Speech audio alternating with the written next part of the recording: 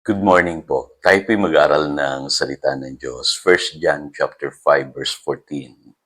Hindi tayo nag-aatubiling lumapit sa Kanya dahil alam nating ibibigay niya ang anumang hingin natin kung ito'y naaayon sa Kanyang kalooban. Our confidence in approaching God. So, sa English Bible po, yun ang sinasabi. Dapat po meron tayong confidence sa paglapit natin sa Diyos, na matitiyak natin na tayo'y tatanggap mula sa Kanya.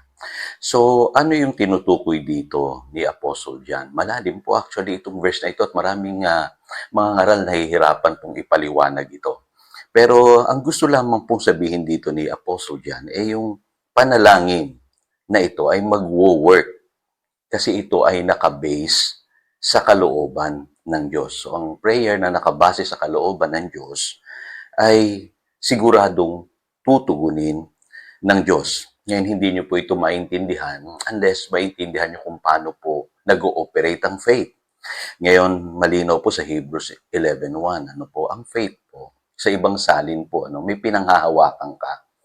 Meron kang confirmation sa Amplified Bible nga, tawag, title deed by, titulo, pinanghahawakan mo yung mga bagay na hindi pa nakikita at naniniwala ka na mangyayari yan sa iyong buhay. So, ganun po nag-ooperate ang faith.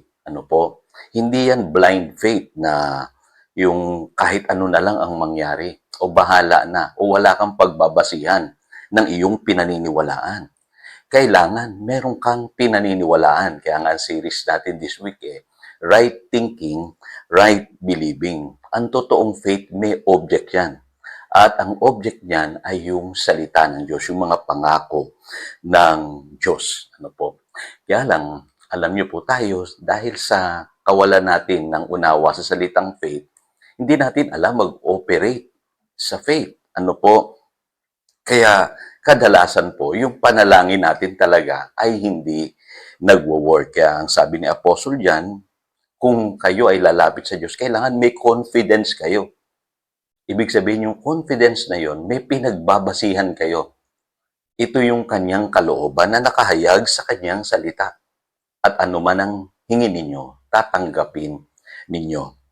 Ngayon maraming mga Christian, nabubuhay tayo sa cliche lang. Dati ganun din po ako Yung pinaniniwalaan ko yung mga sinasabi ng tao. Isa po dyan na kadalasang naririnig ko hanggang ngayon, yung sinasabi ng mga ngaral or even mga Christians na I am still a worthless, helpless sinner. Pagka naririnig ko po yun noon, nakala ko totoo. Pero kung titignan nyo ang sinasabi ng Biblia, tayo po nananalig sa Panginoong Hesus, new creation na in Christ Jesus. 2 Corinthians chapter 5 verse 17. Partakers na tayo ng divine nature. At malinaw sabi ng Biblia, sin has no dominion over us. Yun ang sinasabi ng Romans chapter 6 verse 14. At ang sabi ng 1 John chapter 3 verse 9, hindi na tayo nagpapatuloy sa pagkakasala. At ang sabi ng 1 John chapter 5 verse 4, na pagtagumpayan na natin ang sanlibutan. So alin ang paniniwalaan mo? Yung sinasabi mong cliche na you are still a worthless, helpless sinner o yung sinasabi ng Biblia? Subukan mong paniwalaan yung katotohanan na ikaw ay worthless, helpless sinner kung hindi ka madapa palagi at magkamali. Kaya ako po, naging panuntunan ko sa buhay na I will live by God's Word. Yun po ang susundin ko, hindi yung sinasabi ng tao. Madalas nga po nasasabihan ako alam mo, Pastor, yung preaching mo napaka-basic. Tatapatin ko po kayo, basic, pero nagwo-work. Aanhin natin yung mahabang sermon na maraming sinasabi na hindi naman sang-ayon sa salita ng Diyos. Sa akin po napatunayan ko totoo sa aking buhay. Kasi malinaw po sa Romans chapter 10, verses 8 to 10. Yung pinag-aralan natin nung Lunes, kailangan may katotohanan tayong pinaniniwalaan. At yun yung ating inilalagay sa ating puso. At pinapahayag ng ating labi. At ito po yung mag-a-apply sa lahat. Subukan mong paniwalaan na ikaw ay sakitin, kundi kang maging sakitin forever. Subukan mong paniwalaan na ikaw ay mahirap kung hindi ka maghirap sa buong buhay mo. Kung ano po yung sinasabi ng salita ng Diyos, yun po ang ipamuhay natin. Kaya nga ang series natin, Right Thinking, Right Believing. Ngayon, may katotohanan po patungkol sa unbelief o kawalan ng pananampalataya. Unang-una po ang dahilan niyan, ignorance. So malinaw po, no? Ang gamot po dyan, kailangan makapakinig ka ng salita ng Diyos. At mararanasan mo yung kalooban ng Diyos sa iyong buhay. Kaya yung pinag-aralan natin yesterday, sa Mark chapter 6, verse 6, ang sabi diyan, He was amazed, ang Panginoong Hesus, nagmarvel siya. At their lack of faith, yung mga kababayan niya, hindi nananampalataya. Pero ang ginawa ng Panginoong Hesus, sabi rito, then Jesus went around teaching from village to village. Nagturo siya ng salita ng Diyos. Sa panahon natin, ganun din po ang gamot sa ignorance, God's Word. Basic, di po ba? Pangalawa, ang unbelief po, ang dahilan yan, unpersuadedness. Kung tatagalugin natin yan, yung hindi ka kumbinsido, lagi kang nag-aalinlangan. Yan yung nangyari sa mga Israelita, kaya hindi sila nakapasok sa Promised Land. Ngayon, ang gamot dyan, kailangan kumbinsido ka.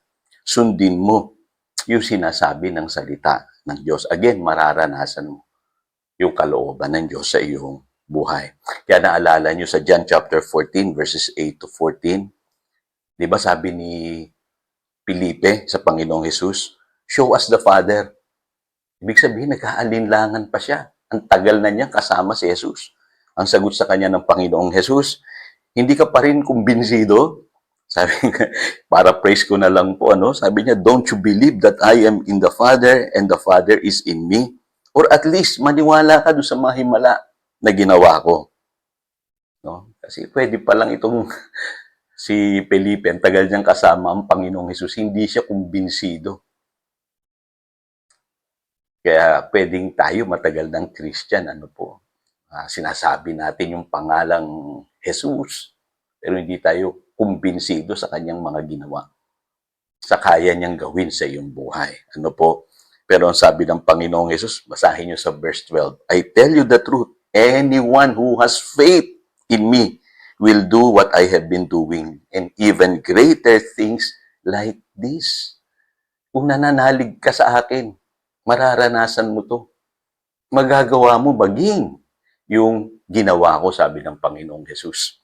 At sa verses 13 to 14, alam ko, medyo heavy po itong mga verses na ito, Sabi niya, ang Panginoong Hesus mismo, He will do whatever you ask in His name, so that the Son may bring glory to the Father.